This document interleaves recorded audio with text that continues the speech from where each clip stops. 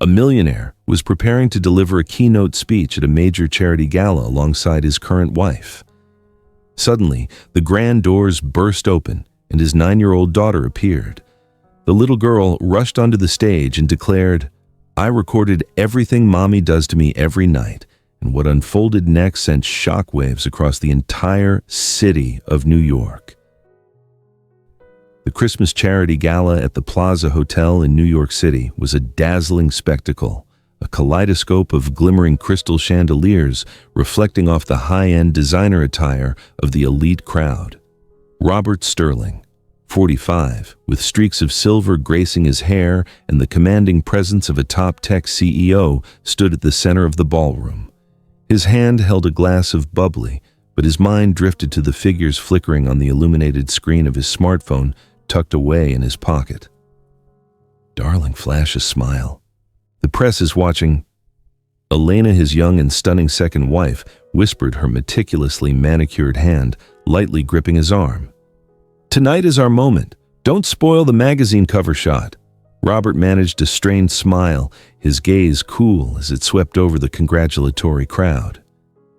"You seem more concerned with the photo op than the purpose of this whole affair, Elena. I just want to wrap this up quickly to review the quarterly financial reports." "Oh, come now, Robert," Elena chuckled, turning slightly to showcase her alluring bare back to the cameras. "Earning the fortunes is your department. Spending it and keeping your public image pristine is mine. It's a perfect division of labor, wouldn't you agree?" A master of ceremonies' voice boomed over the speakers. "And now please welcome Mr. Robert Sterling, philanthropist, a mogul with boundless benevolence, to deliver a few words to us this evening." Elena released Robert's arm, allowing him to step onto the podium. Just as things settled down and Robert leaned in to address the microphone, the main doors of the ballroom suddenly flew open, ushering in a biting cold draft that made the candles on the dinner tables flicker violently. The soothing orchestral music abruptly ceased, and all eyes turned toward the entrance. Standing there, small and completely out of place amidst the lavish surroundings, was a lonely figure. Mia, his daughter. The 9-year-old stood barefoot, her feet red from the cold marble floor. Her thin, crumpled nightgown clung to her slight frame. In her arms, she clutched a worn-out teddy bear, so tattered that the stuffing peeked out, a stark contrast to the luxurious outfit surrounding her. "What in the blazes is this?" Elena hissed through clenched teeth, her polished smile instantly dissolving. She waved frantically at the security detail nearby. "Get that child out of here immediately. Don't let her cause a scene." But Mia was quicker. She slipped past the towering guard, running straight toward the podium where Robert stood frozen in place.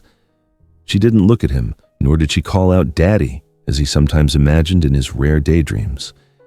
Mia simply held the teddy bear up to the microphone, her small, trembling fingers pressing hard against the toy's belly. Static. Static. A shrill interference sound ripped through the air, followed by another voice, clear, cold, and utterly devastating, tearing apart the room's silence. "Are you fussing? Go ahead, really let it out." Elena's voice boomed from the massive speakers, sharp as a razor, utterly unlike the sweet tone she used moments before. "Your father is too busy chasing dollars to buy you things you don't deserve. If you so much as step outside this room or try to reach him, I'll tell him you're a deceitful, troubled little girl. He believes me over you, you know that. Now sit still in the dark, you little mouse." This was followed by the distinct sound of a door clicking shut, and Mia's heartbroken sobs, her teeth chattering, "Mommy, I'm freezing. Daddy, please help me."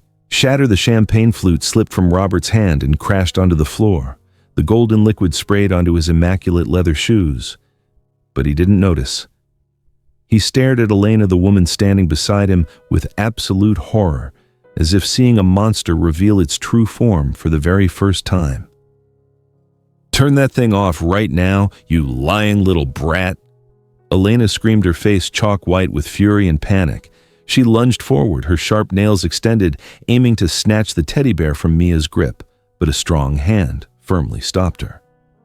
Marcus, the chief financial officer and Robert's closest friend, emerged from the crowd. The 46-year-old man's face was etched with worry and righteous indignation.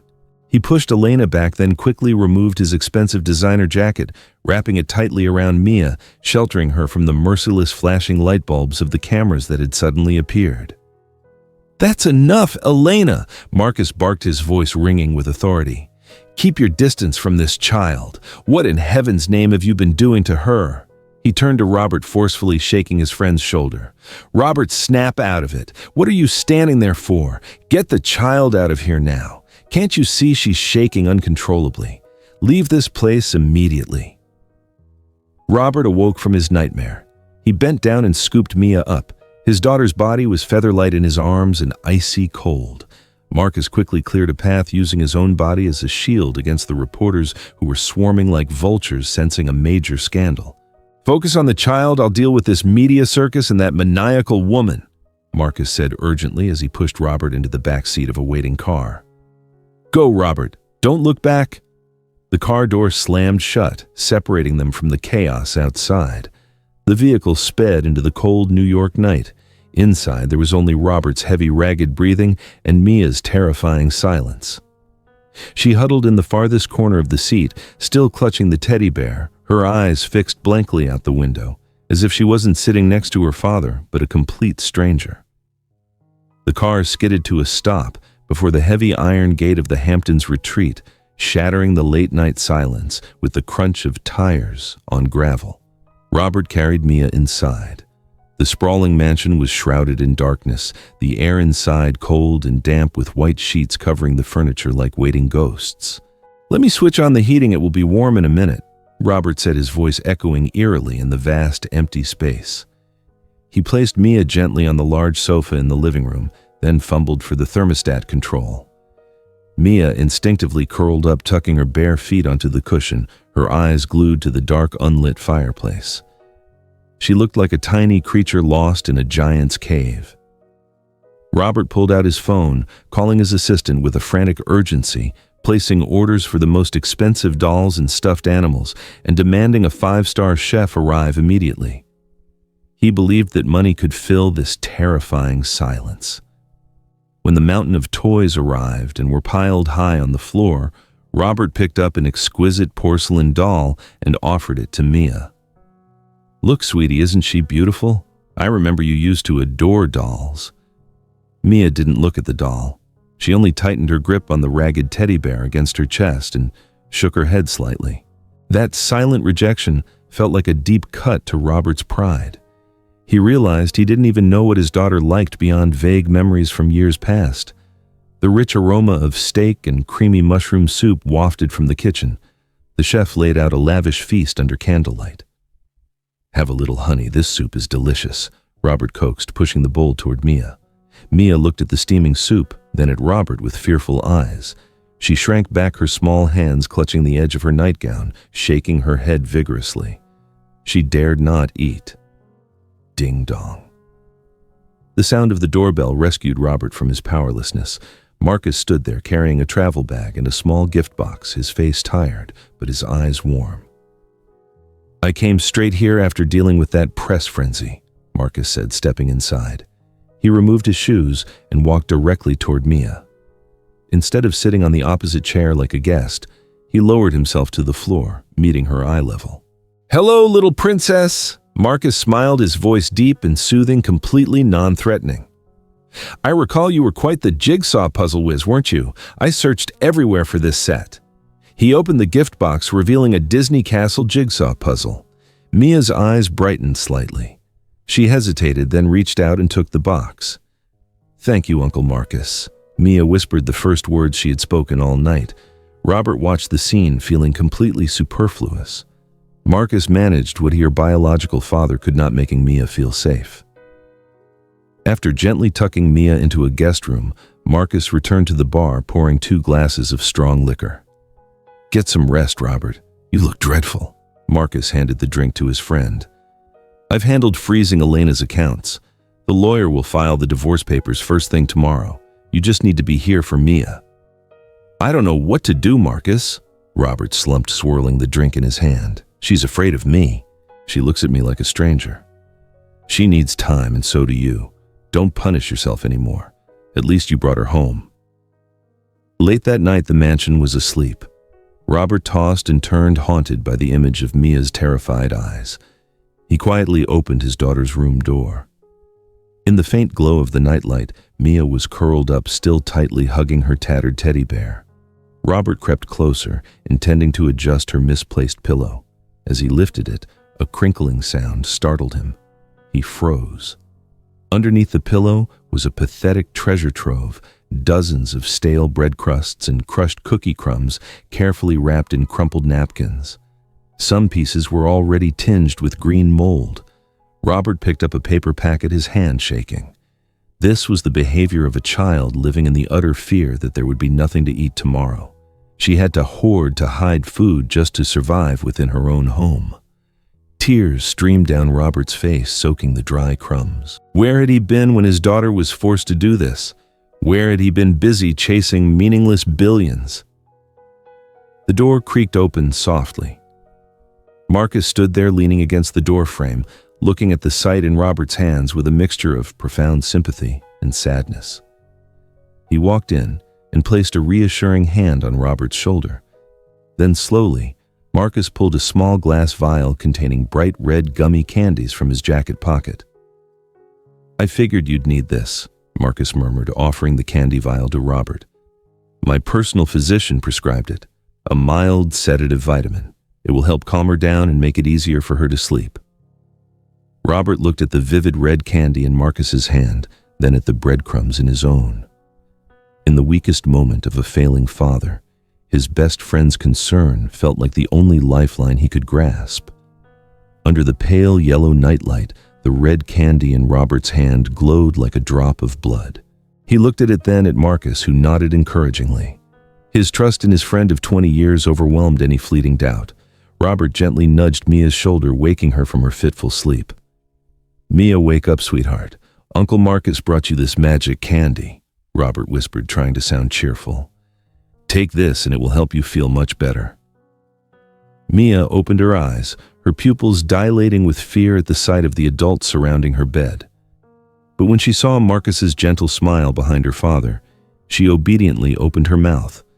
The candy slid down her throat. Just a few minutes later, Mia's breathing became steady, her tense body relaxed, and she drifted into peaceful slumber. Robert smoothed her hair, sighing in relief as if a 1,000-pound weight had been lifted. He patted Marcus's shoulder, his eyes expressing a gratitude that no words could convey. 3 days passed, and the Hamptons mansion was steeped in a thick atmosphere of worry. Mia frequently slept until noon, and when awake, she moved like a doll running low on batteries. Her eyes, once so lively, were now vacant, looking straight through objects without settling anywhere. She no longer hid bread under her pillow, but she also didn't care for the hot meals Robert prepared. It was lunchtime on the 4th day. Bright golden sunlight streamed through the floor-to-ceiling windows, illuminating the lavish dining table. Robert was attempting to tell a cheerful story about a neighbor's dog to make his daughter laugh when a sharp clink echoed in the room. The soup spoon in Mia's hand had fallen onto the hardwood floor.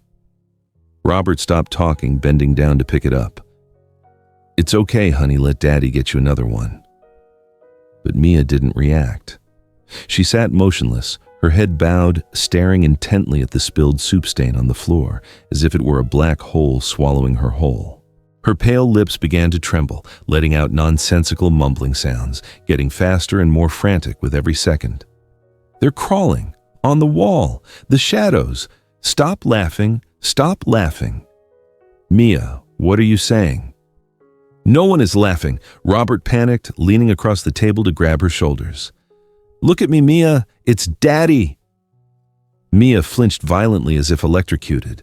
She shoved Robert's hands away and her chair crashed backward. She scrambled into the corner, clutching her head, her eyes wide with terror as she looked at Robert.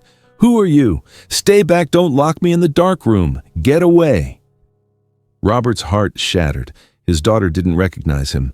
In her eyes, he was just a strange man, a threat. He held up his hands in surrender, trying to calm her. "It's Daddy, sweetie. It's Robert." Just then, the dining room door burst open. Marcus rushed in, his face lined with worry. He said nothing immediately, rushing to Mia's side, shielding her with his body from Robert. "It's okay, Princess. It's Uncle Marcus," he said in a calm, authoritative voice, expertly checking Mia's pulse on her wrist while placing the other hand on her forehead to check her temperature. "Her heart rate is too fast. It's an acute panic episode. Robert, get me some warm water quickly." Marcus's professionalism and devotion made Robert feel utterly useless and redundant. He awkwardly rushed to get the water, while Marcus whispered comforting words into Mia's ear, gradually pulling her out of the delirium. When Mia was finally asleep from exhaustion in her room, Marcus led Robert to the living room. He didn't pour wine as usual, but slammed a thick folder onto the glass table. The sound of the paper hitting the surface was heavy, like a verdict. "We can't prolong this situation any longer, Robert," Marcus said, his tone serious, pointing at the folder. "Take a look. This is a medical report I had a leading New York psychologist analyze based on Mia's behavior over the past few days.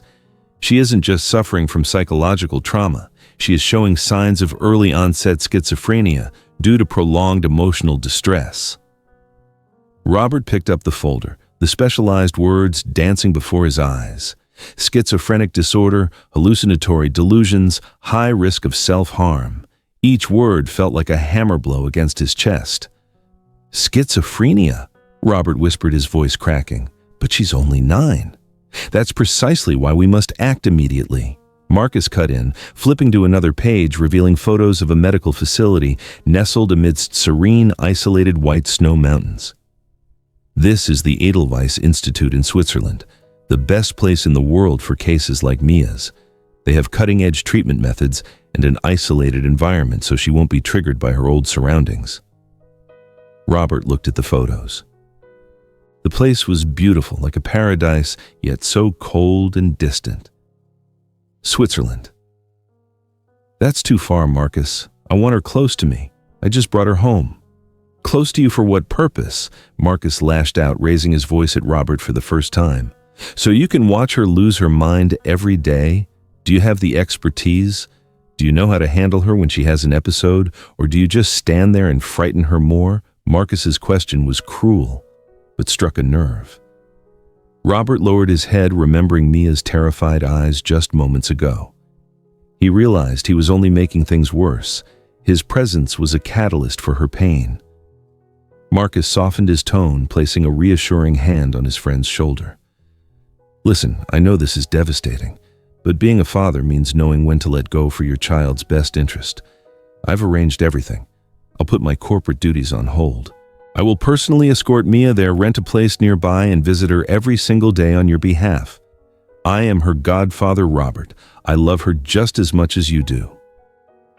Marcus's eyes welled up, his voice trembling with emotion. That self-sacrifice made Robert feel indebted to his friend for life. Marcus was willing to abandon his flourishing career to care for his daughter, while he, the biological father, was utterly helpless. Robert turned to look out the large window towards Mia's bedroom. She was lying there, motionless, submerged in a drug-induced sleep, utterly alone in her own home. He had failed to protect her from Elena, and now he was failing to heal her. "You're right," Robert murmured, his voice hoarse. "I don't know how to be a father. I'm only causing her more suffering."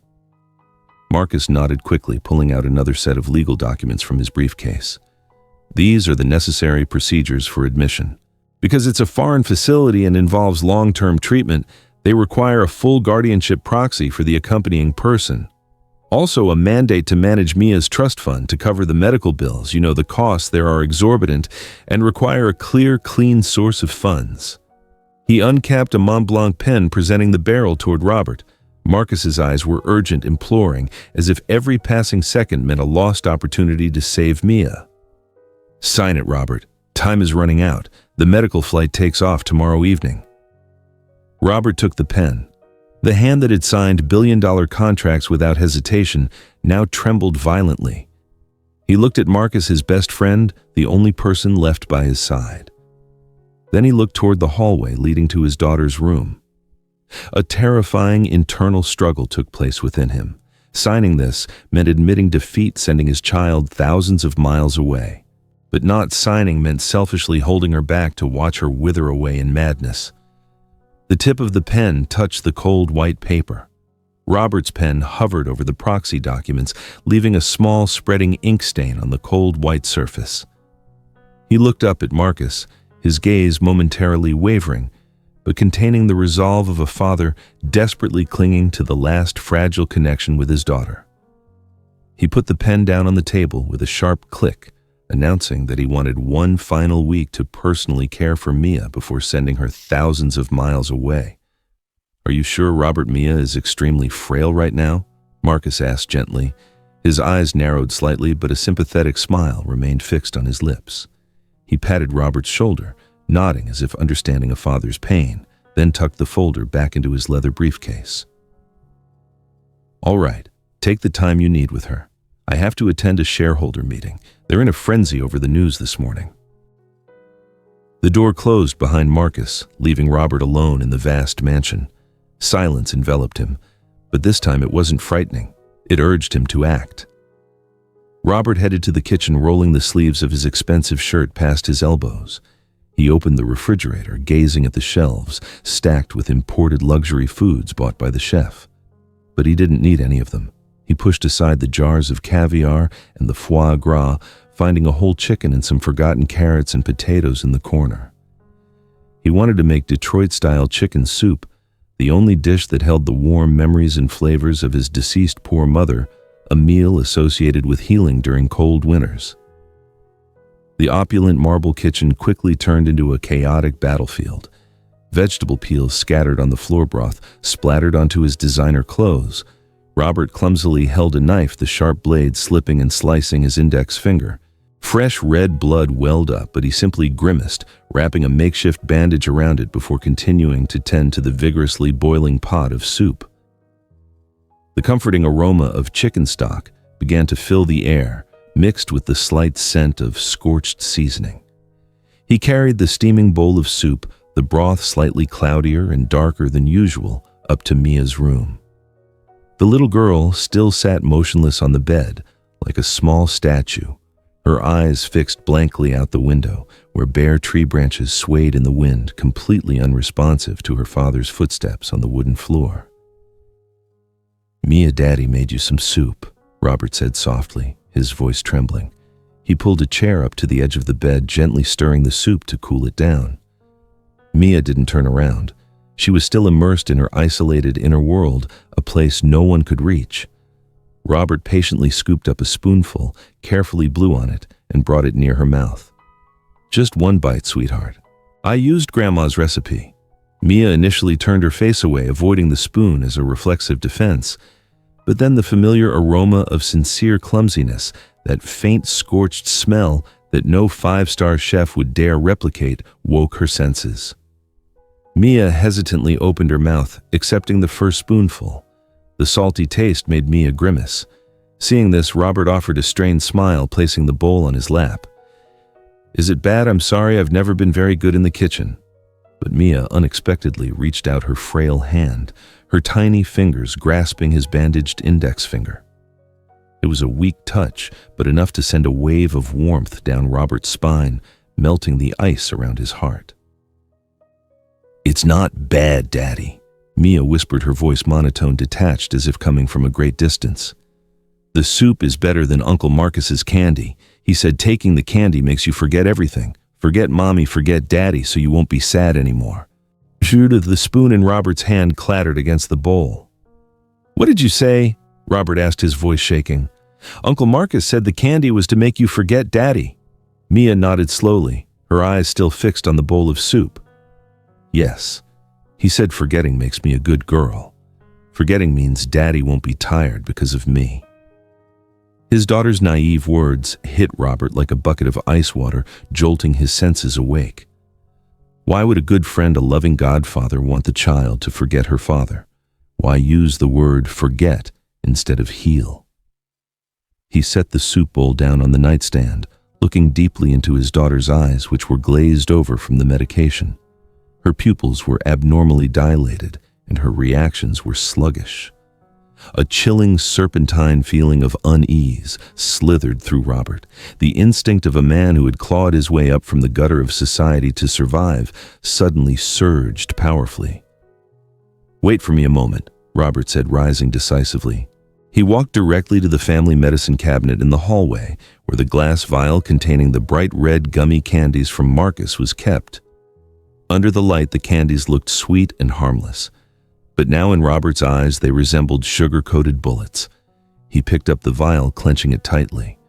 Without hesitation, Robert stepped into the bathroom, twisted off the cap, and dumped the contents into the toilet. The soft, plop-plop sound of the candies hitting the water echoed. He flushed the toilet, watching the swirling water carry all the red objects into the dark sewer. But just as the water stopped, Robert froze. He reached into his trouser pocket where he had accidentally kept a few stray candies that fell out earlier when opening the cap. He held them tightly, not throwing them away. He needed to keep something.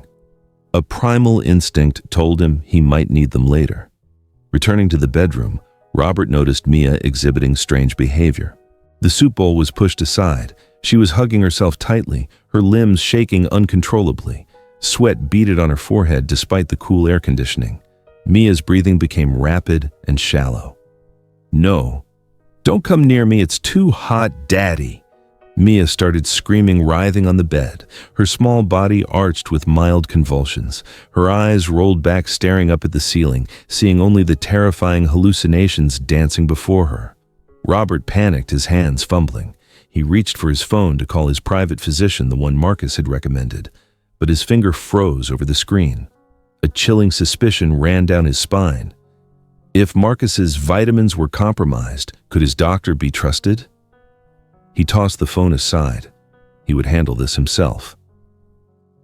Robert rushed into the bathroom, ran warm water into a basin, soaked a towel, and wrung it out. He returned to the bed using the warm cloth to wipe her forehead, hands, and feet. Mia struggled fiercely, her fingernails scratching Robert's arm, but he held on. He pulled her trembling small body into his embrace, using his weight to keep her from hurting herself against the hard wooden bed frame. "I'm here, Mia. I'm here. Everything's all right, honey. I'm not going anywhere," Robert whispered repeatedly, his voice hoarse, his tears mixing with her sweat soaking his shirt. In her delirium, Mia couldn't hear her father. She was submerged in her worst nightmare. "Don't lock me in. Go away," Mia screamed, her voice heartbreaking. "Uncle Marcus, don't lock the door. Mommy Elena, stop laughing. I'm scared I took the candy. Don't lock me in." Robert was thunderstruck. His entire body stiffened as if struck by lightning. His best friend's name, Marcus, was mentioned in the same breath as Elena, associated with the same sheer terror. Not respect, not affection, but horror on par with her cruel stepmother. "Uncle Marcus, lock the door," Robert repeated, his voice trembling. He looked down at the daughter struggling in his arms. Words spoken in delirium are the truest, most raw words. He realized something was fundamentally wrong with Marcus. For 3 nights straight, Robert didn't sleep a wink. He stood vigil by the bed like a sentinel, not daring to leave her side. He fed her spoonfuls of water to prevent dehydration, singing out-of-tune lullabies he barely remembered from his own childhood to soothe her. His beard was patchy, his eyes were darkly sunken, and his clothes were wrinkled and smelled of sweat. But his gaze toward his daughter grew steadily firmer, sharper than ever. As the first weak rays of morning light filtered through the curtains after 3 sleepless nights, Mia's fever began to break. She lay still, slipping into a deep sleep, her breathing returning to a steady rhythm. Mia's face, though pale, was less tense. Her eyebrows were relaxed. Exhausted, Robert slumped beside the bed, still tightly clutching her small hand. But his mind was wide awake, cold and sharp as a freshly honed blade. His lingering doubts had now ignited into a smoldering fire of fury. He gently withdrew his hand from hers, carefully adjusting the blanket. Robert stood up, stumbling slightly from dizziness, then walked quickly out of the room. He headed straight down to the basement, where his secret office housed the mansion's entire security server system. The room was pitch black, illuminated only by the blue light of the computer screen reflecting on Robert's haggard face. He was a technology genius who had built an empire from lines of code. Recovering deleted camera footage was as easy as breathing for him. His fingers flew across the keyboard, the staccato tapping echoing urgently in the quiet space. Lines of code scrolled down the screen, and then hidden video files appeared. He opened a file recorded in the living room 2 months ago, late at night. The screen showed Elena sitting on the sofa, holding a glass of red wine, chuckling as she looked toward the corner of the room. Robert squinted. In that corner, Mia was facing the wall, her shoulders trembling uncontrollably. But what sent a chill down Robert's spine wasn't Elena's cruelty, but the appearance of another person at the edge of the frame. Marcus, his trusted friend, the model godfather. He showed none of his usual dignified, warm demeanor. He leaned against the wall, hands in his pockets, watching Elena emotionally torment Mia with a look of cynical indifference. In fact, when Elena turned to say something, Marcus nodded slightly, offering a dismissive, contemptuous smirk, signaling her to continue. Robert ground his teeth, quickly rewinding to another video segment recorded in Mia's bedroom while he was away on a business trip. The scene showed Marcus sitting alone with Mia on the bed. He held the vial of red candy, offering one to the girl. Mia shook her head, pursed her lips tightly, and backed away. The gentle smile on Marcus's face instantly vanished. His expression changed, becoming cold and menacing. He reached out, clamping his hands tightly onto Mia's cheeks, forcing her mouth open. Mia struggled weakly, tears streaming down her face, but a child's strength was no match for the grown man. Marcus shoved the candy into her mouth, covering it to force her to swallow. "Swallow it now if you want your father to stay alive," Marcus whispered. Though there was no sound, Robert could lip-read the vicious threat due to the camera's high resolution. Bang! Robert slammed his fist down onto the keyboard. The screen shook violently. He had entrusted his daughter to a fiend. He had let the enemy sleep in his house, eat at his table, and drink from his cup. The stark truth made his heart seize with regret. But he knew these video clips only proved Marcus was cruel. They weren't enough to convict him in a court of law for systematic financial fraud or poisoning. He needed stronger, undeniable evidence. Robert's gaze involuntarily fell upon the live feed of Mia's bedroom camera. She had woken up sometime earlier and was sitting on the bed fiddling with the old teddy bear. The teddy bear. The single most important piece of evidence he had overlooked since the gala night. It didn't just hold one audio clip. It was the only friend that had listened to all of Mia's distress during those long, lonely nights. Robert bolted out of the basement office, his footsteps pounding urgently on the oak staircase, shattering the oppressive silence of the house. Mia's bedroom door swung open. Robert stopped at the threshold, breathing heavily. Inside, Mia was awake, leaning back against the headboard, her hands busy with the old toy. Her eyes were less vacant after the days of suffering, but a cautious reserve was still present when she saw her father rush in. "Mia," Robert called softly, trying to control his breathing so as not to startle her.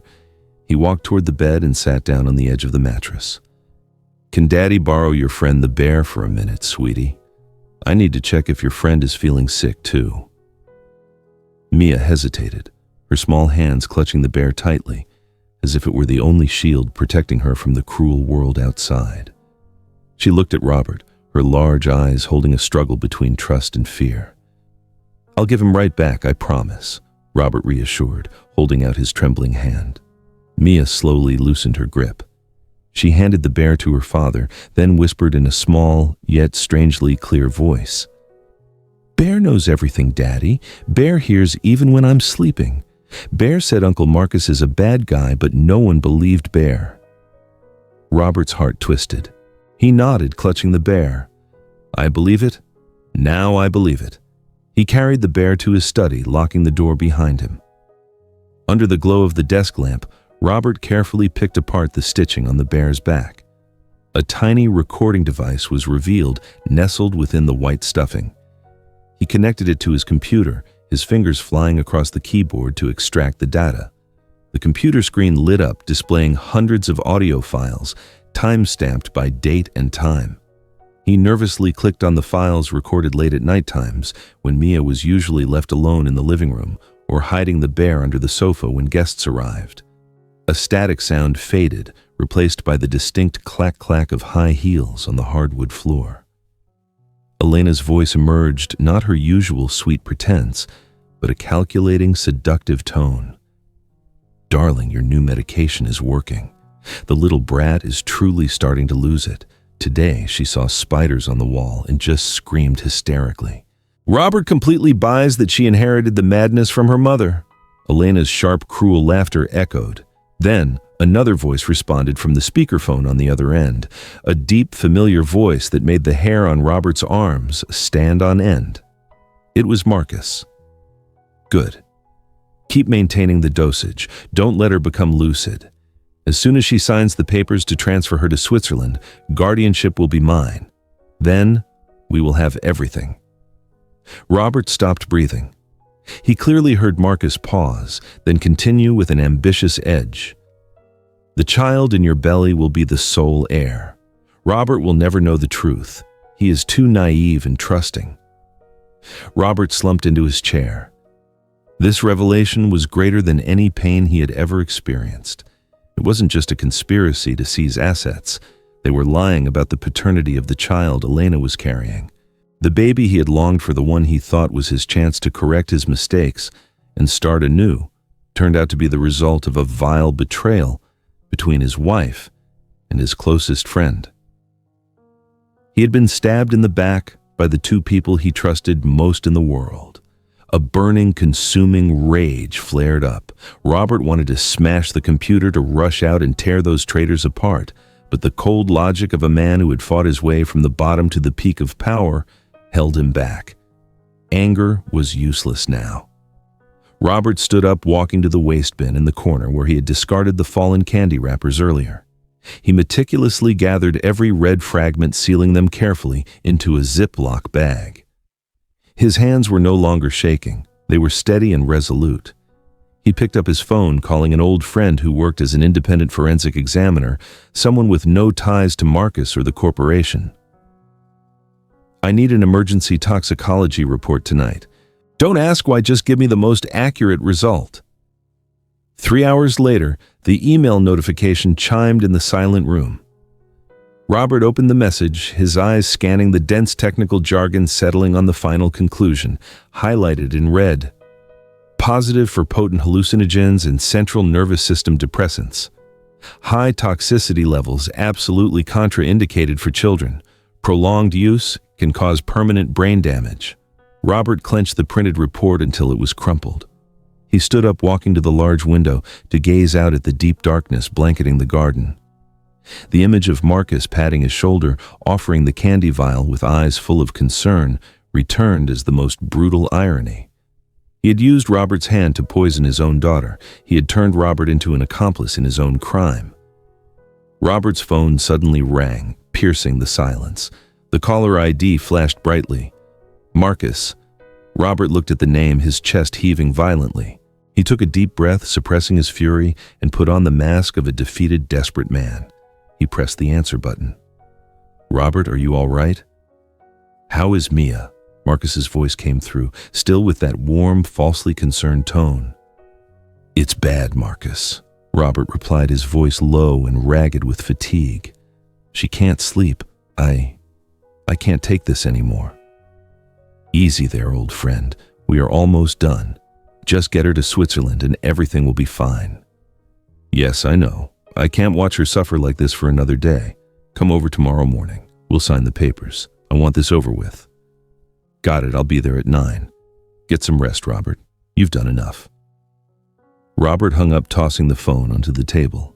He turned and walked toward the wall safe, dialing the combination with icy fingers. The heavy steel door opened. He didn't take out money or gold.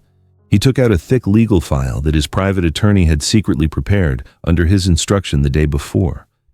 This would be the coffin nail for Marcus's ambitions. Robert slammed the safe door shut with a heavy final sound. He stood before the mirror, adjusting his crumpled shirt collar, sweeping his messy hair back. He stared at his reflection, gaunt, stubble-faced, with deeply sunken eyes. This was precisely the picture of a man giving up that Marcus would expect to see. He walked gently to Mia's bed. She was sleeping soundly, her breathing steady, her small hand still gripping the mended teddy bear. Robert bent down, kissing her forehead softly, whispering words to her that only the two of them could hear. "I'm sorry, my girl. Tomorrow will be a bit loud, but I promise you after this storm, the sun will shine. Just trust Daddy one more time." The next morning, precisely at 9 o'clock, the doorbell rang. Marcus appeared impeccably dressed in an expensive suit, carrying his leather briefcase, his face wearing a well-rehearsed expression of worry. He stepped inside, his eyes quickly sweeping the living room, observing every detail like a predator checking its territory. Seeing no sign of Mia, he offered a subtle smirk of satisfaction before immediately restoring his solemn look. "Robert, where are you?" Marcus called out. "In the study," Robert's muffled voice replied. Marcus pushed the door open. The room reeked of stale smoke and hard liquor. Robert sat slumped in a leather armchair surrounded by scattered empty liquor bottles and an overflowing ashtray. The curtains were drawn, letting in only weak shafts of light, creating a gloomy, desperate atmosphere. "Good heavens, Robert, look at you," Marcus exclaimed quickly, setting down his briefcase and walking over to pull the curtains wide open. The sudden light made Robert squint, shielding his face with his hand. "Are you trying to destroy yourself before saving your daughter?" "I can't do it, Marcus," Robert said, his voice trembling, avoiding eye contact. "I watch her get weaker every day and I feel like the worst father in the world. I just want to relieve both of us of this burden." He pushed a file folder across the desk toward Marcus. "I've thought this through. I don't have the strength to care for Mia nor the focus to run the company anymore. You do it.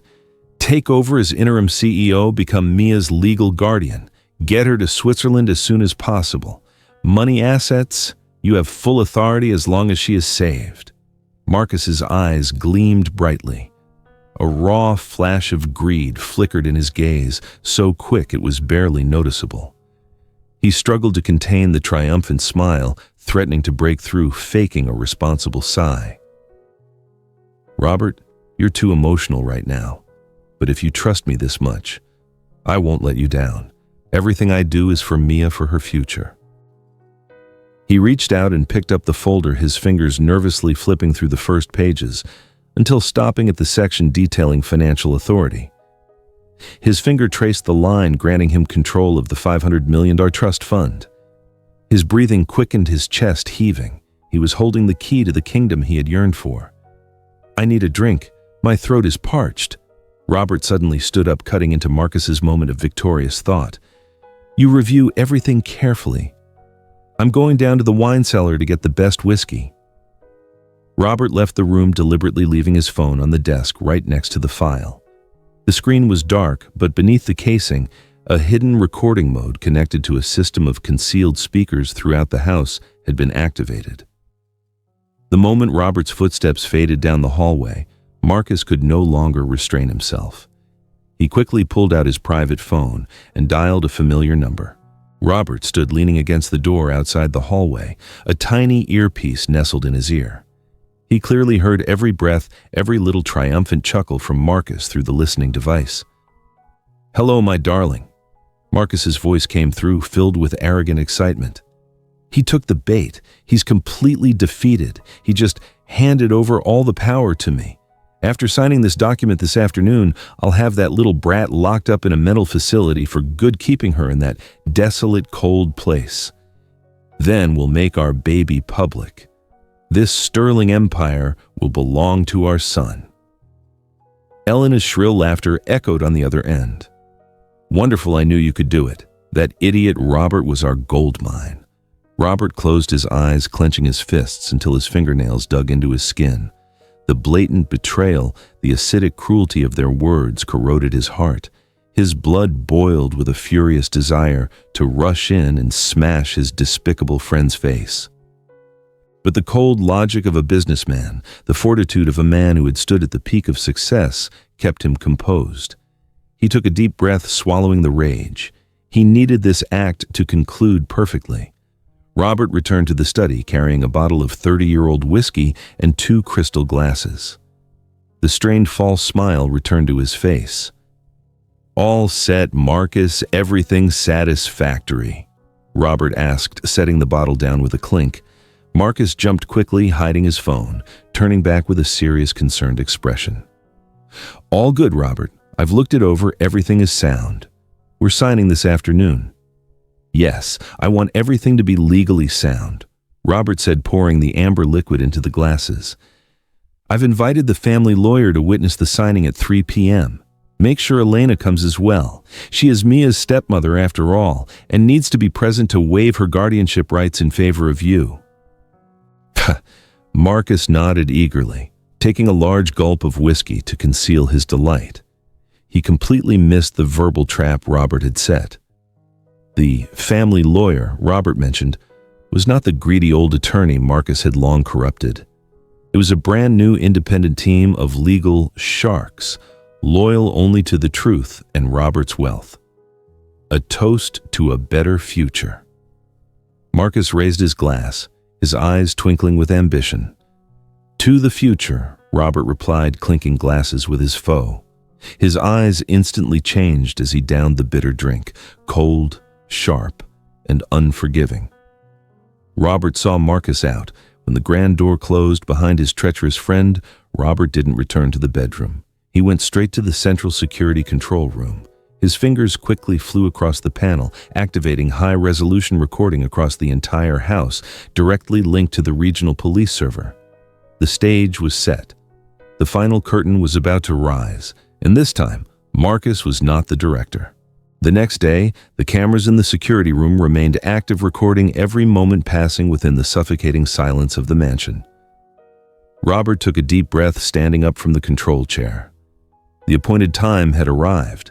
The mansion's grand living room, once a witness to Mia's solitude, was now meticulously arranged like a chessboard. At the head of the table, Robert sat silently, his face devoid of emotion, his deeply sunken eyes the only testament to his sleepless nights. Next to him was Mr. Thomas, a renowned criminal attorney nicknamed the Shark, whom Robert had secretly flown in from New York, completely replacing the old compromised legal team. The door opened. Marcus entered, escorting Elena. Elena, though visibly worn and under surveillance, had made sure to apply careful makeup. She wore a discreet black dress, her hand resting delicately on her slightly protruding baby bump, perfectly playing the role of the frail woman, remorseful over a difficult family situation. Marcus walked beside her solicitously, supporting her arm, his face radiating the responsible concern of a devoted friend bearing the weight of his friend's tragedy. "Robert, we're here," Marcus said, his voice warm. "How is Mia? Is she ready?" "She is resting. A nurse is preparing her things," Robert answered briefly, gesturing to the empty chairs opposite. "Sit down. We need to finalize the paperwork." Marcus and Elena sat down. They exchanged a look so quick it was almost invisible, a glance containing suppressed triumph. "Here are all the documents for the transfer of management and guardianship." Marcus pushed the thick stack of papers toward Robert, his finger tapping rhythmically on the wooden table. "You just need to sign the last page. I've already arranged everything else with the Swiss facility. The medical flight takes off at 6 p.m. this evening." Robert picked up the pen. He twirled it in his hand, staring at the shiny metal nib. "Do you remember the first time we met in Detroit, Marcus?" Robert asked abruptly, his voice soft. "I was scavenging in the trash for scraps, and you shared half of your sandwich with me." Marcus paused momentarily, his smile hardening slightly. "Why bring up old times, Robert?" "We were both poor then. Just sign quickly, Mia is waiting." "Yes, we were both poor then," Robert repeated. "But at least back then the sandwich was real." Instead of putting the pen to the paper, Robert pressed his thumb firmly onto a small hidden button beneath the tabletop. Pop! The gigantic projector screen behind him suddenly illuminated, tearing through the room's shadowy ambiance. The blinding light made Marcus and Elena squint. The image that appeared wasn't financial figures or treatment plans. It was a sharp black and white video clip from the security camera in the mansion's garage, recorded 2 weeks earlier. On the screen, Elena and Marcus stood close together in the darkness. Marcus's arm was wrapped around Elena's waist, his hand resting possessively on her belly. "Don't worry, my love," Marcus's voice boomed clearly through the surround sound speakers, chillingly sharp. Just get that brat Mia out of sight and I'll handle the rest of Robert. He trusts me implicitly. He's going to hand over all his assets for me to manage. Elena in the video giggled, leaning her head on Marcus's shoulder. Hurry up, darling. I'm tired of playing the dutiful wife. I want us to go public. I want our son to bear your name, not Sterling's. In the actual living room, a handbag hit the hardwood floor with a thud. Elena instantly turned pale, her hands trembling as she covered her mouth. Marcus sprang to his feet like a released spring, his chair crashing backward. Turn that off! Robert. What kind of game is this? That's fabricated. You've lost your mind. He lunged forward to snatch the projector remote from Robert's hand, but from the darkness behind the curtains, two large, silent bodyguards stepped out, blocking his path. Robert remained seated, utterly composed.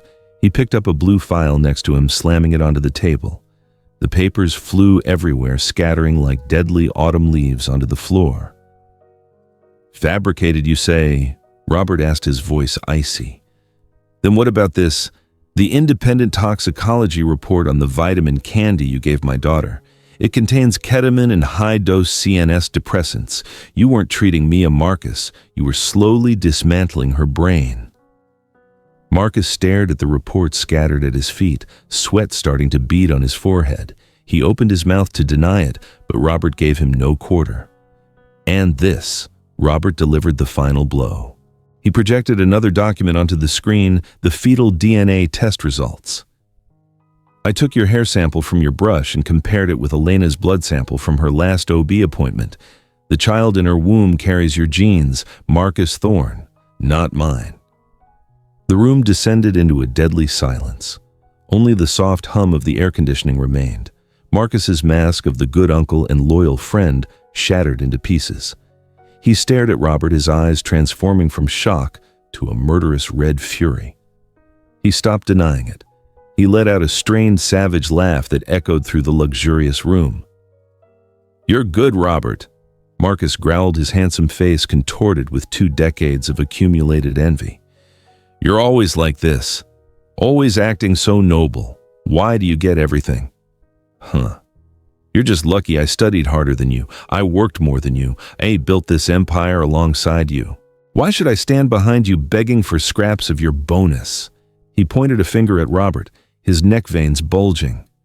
You don't deserve to be a father. You abandoned your child to me and this idiotic woman's care so you could play world-saving hero. You're the one who harmed your daughter. I was only helping you clean up the mess you created.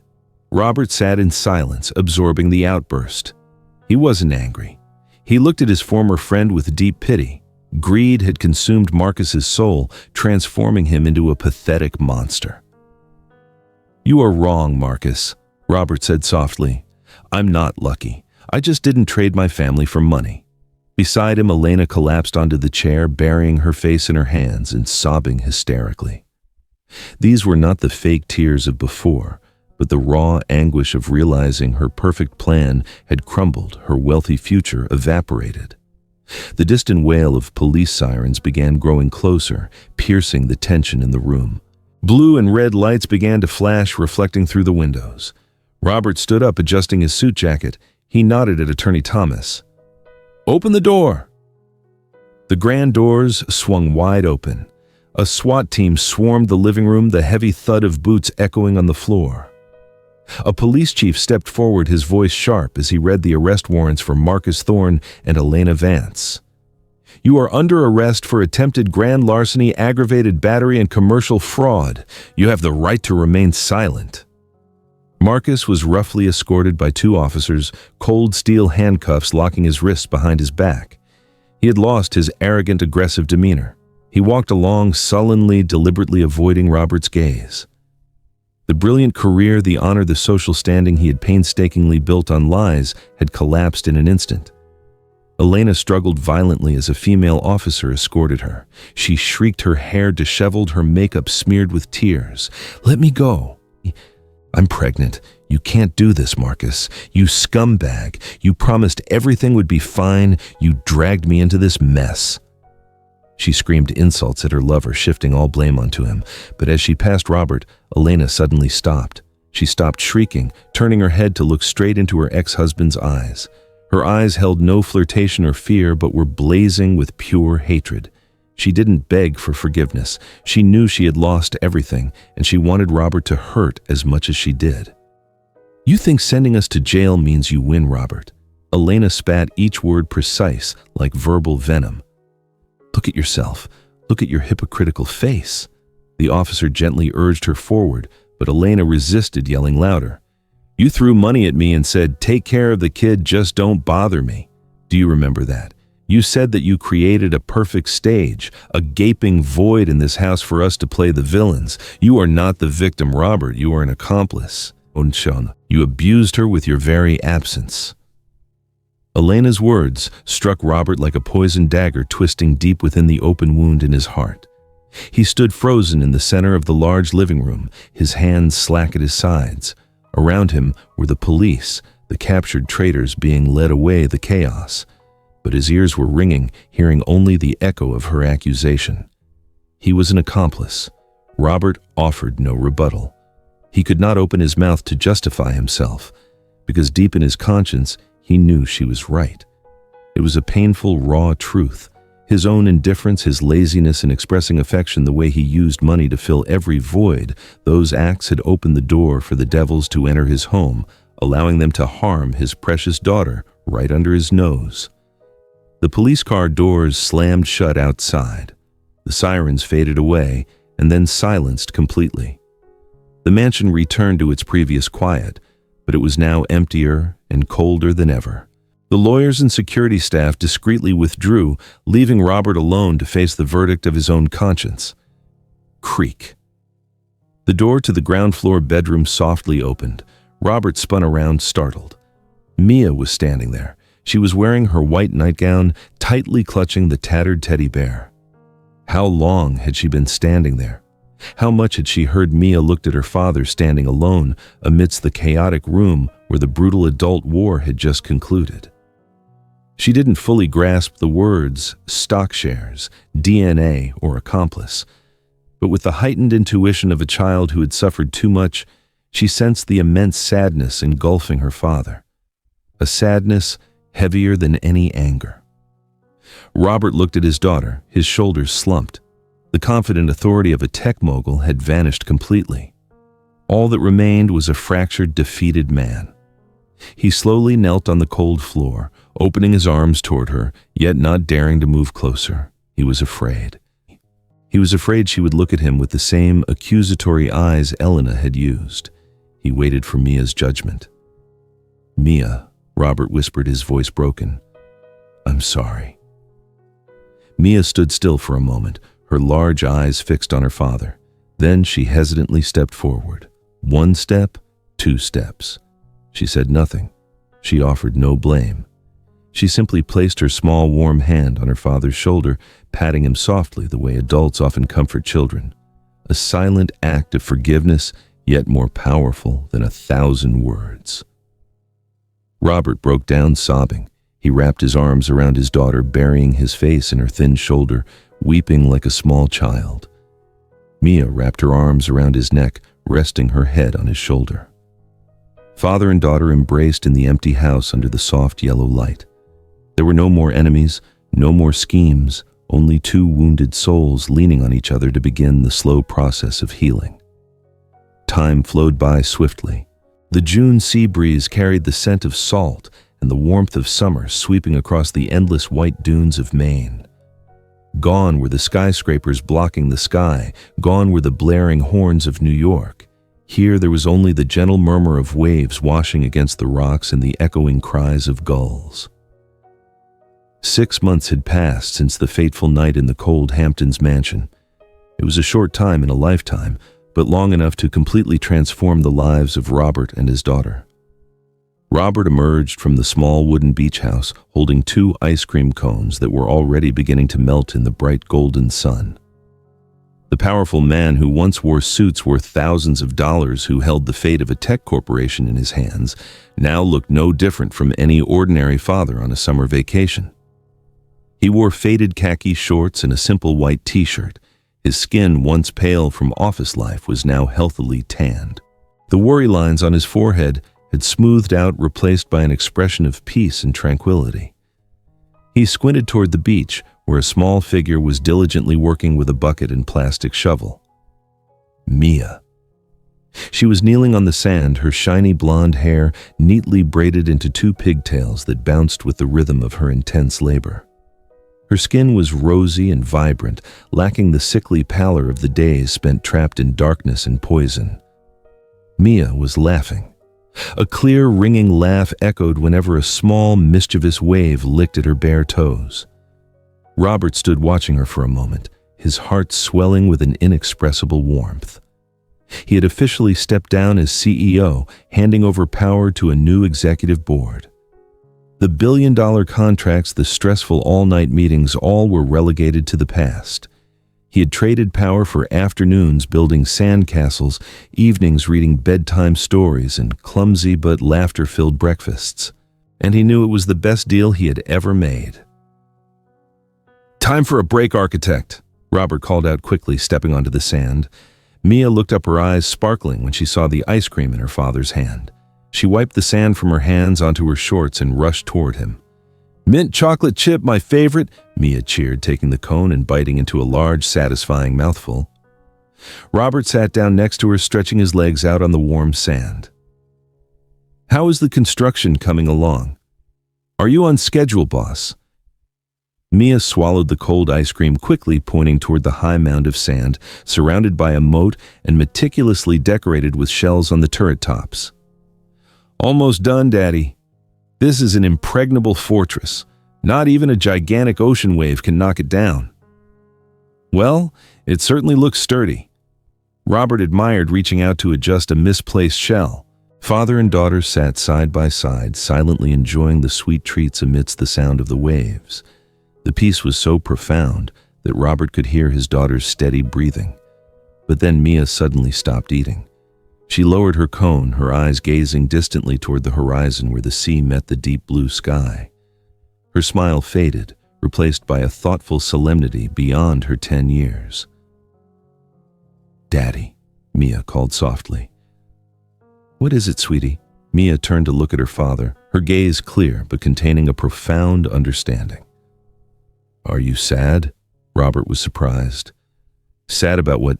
About Uncle Marcus and Mommy Elena being gone," Mia said, her voice small but clear.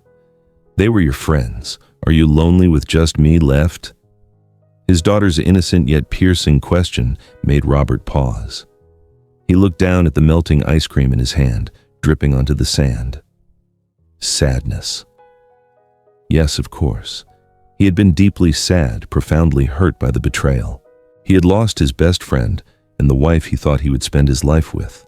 Those scars were still there, reminding him of the blindness of the past. But lonely Robert looked at Mia. He saw his own reflection in her eyes, but a better, braver version. He smiled, placing a hand on her shoulder and squeezing gently. "I'll tell you the truth," Robert began, his voice warm against the wind. "I was sad. I was sad that Uncle Marcus and Ms. Elena chose the wrong path. I was sad that I put my trust in the wrong people." He paused, looking deeply into her eyes. "But I am not lonely, Mia. Never. Because when they left, I realized I almost lost the most important thing in the world." "What is that, Daddy?" "You," Robert stated firmly. "I lost the fake things to find the one real thing. You are real. Our love is real. And having you by my side, I feel richer than I ever have before." Mia blinked, seemingly processing her father's words.